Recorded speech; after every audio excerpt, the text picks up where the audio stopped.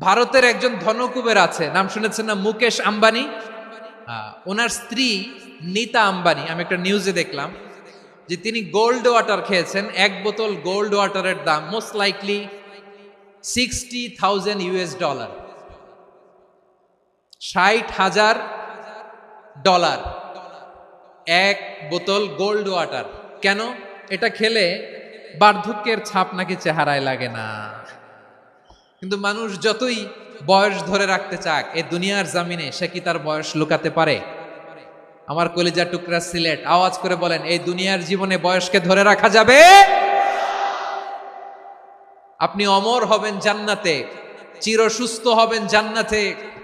আপনি যদি চির যৌবন থাকতে চান, চির যুবক, এটা পাবেন জান্নাতে। সুবহানাল্লাহ বলেন। ওই জান্নাতে আপনি যেতে চান তো? চান?